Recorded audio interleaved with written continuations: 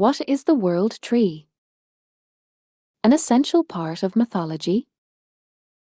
Across myths and traditions worldwide, there is a curious and persistent pattern. No matter the culture or the era, trees are almost always treated as sacred or exceptional beings. The world tree of Norse mythology. The sacred trees of the Celts. The divine trees of Japan. The tree of life in Mesopotamia. Their names differ,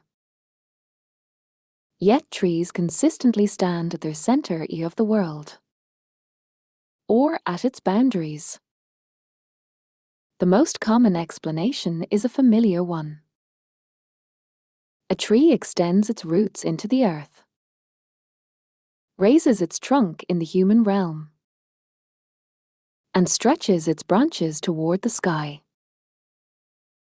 because it visibly connects underworld, world, and heavens. It became a symbol of the cosmos itself. This explanation is not wrong, but it does not fully account for the way trees are felt. Why is it that standing beneath cherry blossoms lifts the human spirit?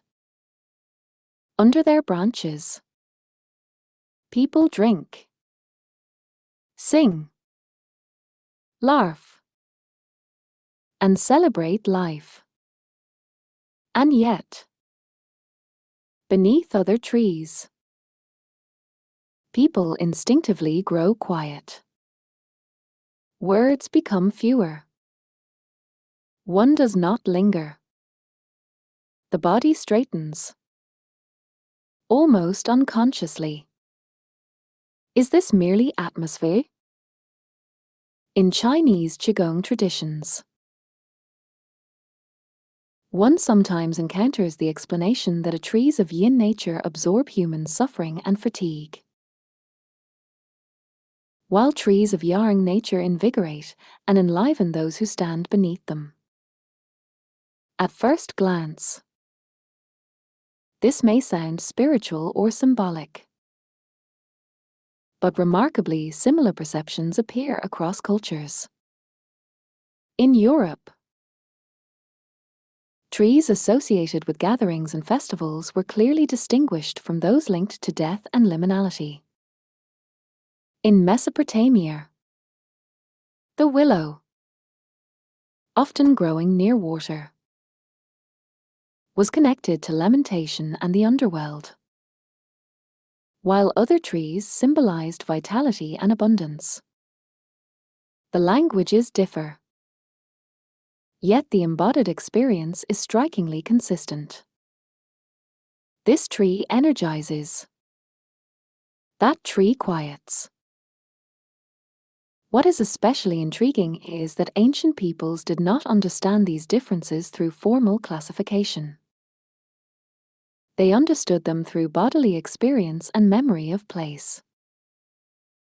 Which trees belonged in sacred precincts? Which marked burial grounds or boundaries? Under which trees did people gather? And under which did they fall silent? Such knowledge accumulated slowly, through observation and repetition, until it solidified into myth, taboo, and ritual. There is one more element worth considering. In ancient times, the Milky Way appeared far brighter than it does today, rising like a luminous pillar from earth to sky. It was often described as a road of souls or a path of the gods. It is not difficult to imagine this vertical axis of the cosmos being overlaid with the image of the tree on earth, the vertical axis of the heavens, and the vertical axis of the land. For those who perceived both at once, it would be only natural for trees to become sacred. Seen this way, Trees were revered not merely as symbols, but because they directly affected human experience. How the body responds, where people feel energized, and where they grow still. How the world itself was sensed as layered and vertical. In the future, on Patreon, I plan to explore, through conversations with Japanese botanist Camellia Mizuki, how trees and plants have come to take on various roles.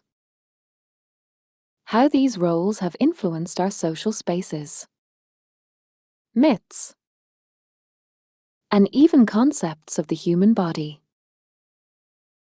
And what it truly means for trees to function as axes that connect the world.